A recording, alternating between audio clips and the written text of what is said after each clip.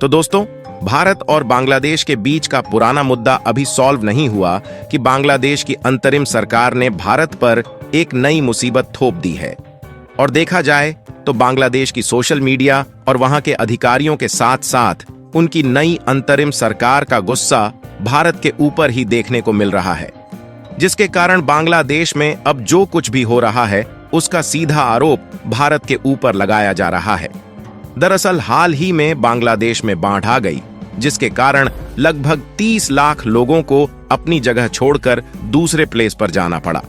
लेकिन बांग्लादेश की नई सरकार और वहां के अधिकारी भारत के विरोध में इतना ज्यादा जुट चुके हैं कि इसका सीधा दोषी भारत को ठहराया जा रहा है। जी हां दोस्तों, आप यहां पर साफ साफ देख पाएंगे कि बांग्लादेश के पूर्वी एरिया में जो बाढ़ आई है, इसके कारण भारत और बांग्लादेश की नई अंतरिम सरकार के बीच में एक नया विवाद शुरू हो गया है, क्योंकि इस बाढ़ का कारण भारत के एक एक्शन को ठहराया जा रहा है, जिसके लिए बांग्लादेशी छात्रों ने मिलकर प्रोटेस्ट किया और उन्होंने भारत को चेतावनी दी।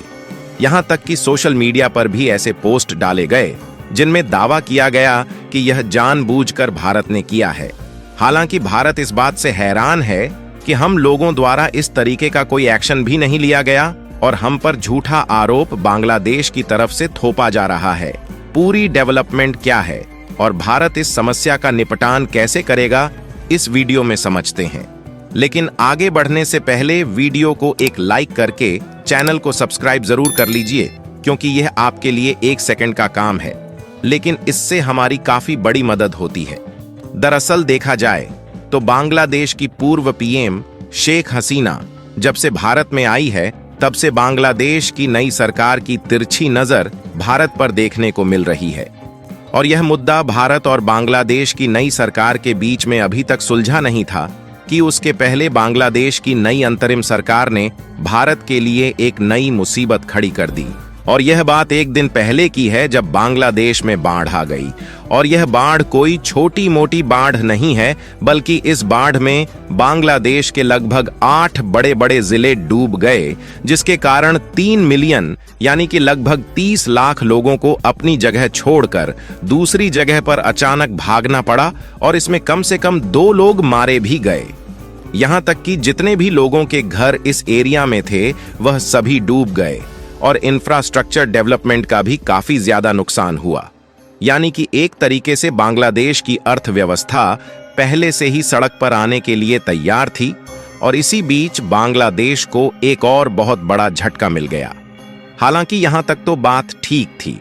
लेकिन बात तब बिगड़ती है जब इसका सीधा आरोप बांग्लादेश की सोशल मीडिया, वहां के स्टूडेंट और साथ ही नई सरकार की तरफ से भारत पर ठोक दिया जाता है। लेकिन भारत ने ऑफिशियली यह बात बताई है कि बांग्लादेश की तरफ से झूठा आरोप लगाया जा रहा है और हम लोगों की तरफ से कोई भी इस तरीके के डैम नहीं खोले गए हैं जिससे बांग्लादेश में बाढ़ आ गई है। लेकिन बांग्लादेश के ज्यादातर लोग और वहां की नई सरकार भारत के विरोध में इतना ज्यादा गिर गई है कि शायद भारत की यह बात भी उनको झूठी लग रही है। उनका मानना है कि भारत ने जानबूझकर बांग्लादेश को डुबाने की कोशिश की है। लेकिन अब यहां पर सवाल आता है कि बांग्लादेश की तरफ से भारत पर सीधा इल्जाम क्यों लगाया जा रहा है। तो इसके लिए सबसे पहले आप इस मैप पर नजर डालिए। यह है हमारा भारत देश और यहां पर भारत के बीच में मौजूद है बांग्लादेश और यहीं पर बांग्लादेश के पूर्वी साइड में भारत का त्रिपुरा राज्य मौजूद है। उसके बाद बांग्लादेश और त्रिपुरा के इस मैप पर नजर डालिए, जिसमें ये वाला एरिया बांग्लादेश का है जहां पर इस समय बाढ़ आई है। और त्रिपुरा राज्य का जो यह वाला पॉइंट दिख रहा है, यहीं से गोमती नदी बांग्लादेश के कई क्षेत्र से होकर बहती है। और पहले के समय में इसी नदी के कारण बांग्लादेश में उन इलाकों में बाढ़ आ जाता था जहां पर इस समय बांग्लादेश के कई जिले डूब गए हैं। लेकिन भारत ने आज से कई साल पहले त्रिपुरा राज्य में गोमती रिवर के इस वाले पॉइंट पर एक बहुत बड़ा डंबूर डैम का निर्माण किया,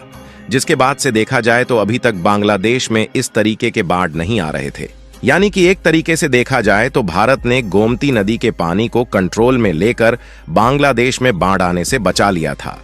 लेकिन इसी बीच अचानक बांग्लादेश के इन्हीं इलाकों में काफी ज्यादा बाढ़ आ गई है, तो बांग्लादेश के लोग और वहां की सोशल मीडिया के साथ साथ वहां की अंतरिम सरकार सीधा भारत पर आरोप लगा रही है कि बांग्लादेश से चल रहे विवादों के बीच भारत ने जानबूझकर इस डैम को खोल दिया है, जिसके कारण बांग्लादेश के कई जिले और शहर डूब चुके हैं। आपको बता दें कि डम्बूर डैम दोनों देशों की सीमा से काफी ज्यादा दूर है और बांग्लादेश बॉर्डर से लगभग 120 किलोमीटर की दूरी पर स्थित है। वैसे तो यह एक छोटा डैम है जो कि 30 मीटर ऊंचाई तक बनाया गया है और आपको जानकर हैरानी होगी कि इस डम्बूर डैम में टरबाइन के माध्यम से त्रिपुरा राज्य में जो भी इलेक्ट्रिसिटी जनरेट होती है उसमें से 40 मेगावाट की बिजली अकेले बांग्लादेश को ही सप्लाई की जाती है, जिसके कारण भारत ने भले ही बांग्लादेश को यह बात बता दिया है हमने इस तरीके के कोई भी डैम नहीं खोला है जिससे बांग्लादेश में बाढ़ आ जाए, फिर भी बांग्लादेश के अधिकारियों का इस बात पर शक है कि त्रिपुरा में भारी बारिश के कारण इस डैम पर हाइड्रो इलेक्ट्रिक प्रोजेक्ट से खुद की बिजली जरूरत को पूरा करने के लिए भारत ने इसका कोई बड़ा गेट खोल दिया है। हालांकि यहां पर बात साफ है कि बांग्लादेश की नई सरकार की तरफ से भारत पर झूठा आरोप लगाया जा रहा है, लेकिन यहां सोचने वाली बात यह है कि बांग्लादेश और भारत के बीच एक विवाद खत्म नहीं होता कि उनकी तरफ से दूसरा विवाद शुरू कर दिया जाता है, क्योंकि इसके अलावा एक और चौंकाने वाली खबर सामने आ रही है जिसने भारत को सोचने पर मजबूर कर दिया। दरअसल आप देख पाएंगे कि बांग्लादेशी बॉर्डर सिक्योरिटी फोर्स ने 5 भारतीयों को गिरफ्तार कर लिया है और उन पर सीधा स्मगलिंग का क्लेम ठोका जा रहा है। दरअसल मवेशियों को बचाने के लिए बीएसएफ की सहायता करते समय बांग्लादेश की फोर्स ने 5 भारतीय नागरिकों को हाल ही में गिरफ्तार कर लिया है और बांग्लादेश की तरफ से इन पर सीधा क्लेम ठोका जा रहा है कि यह 5 भारतीय नागरिक डिफेंस हथियारों की स्मगलिंग कर रहे थे और भारत को हैरानी तब हुई जब बांग्लादेश से इन्हें रिलीज करके भारत देश भेजने की बात की गई। लेकिन जब भारत की तरफ से मांग की जा रही है तो इन पर सीधे तौर पर हथियारों की स्मगलिंग का आरोप लगाते हुए इन्हें रिलीज करने से इनकार किया जा रहा है और पिछले कई सालों के भीतर ऐसा पहली बार हो रहा है जब बांग्लादेश की तरफ से किसी भारतीय नागरिक को रिलीज करने से इनकार किया जा रहा है और भारत की तरफ से अभी भी कोई कंफर्मेशन नहीं दिया गया है कि क्या यह वाकई में स्मगलिंग कर रहे थे या फिर वैसे ही गिरफ्तार करके बाढ़ की तरह झूठी स्मगलिंग का केस भी लगाया जा रहा है। यानी कि जिस तरीके से भारत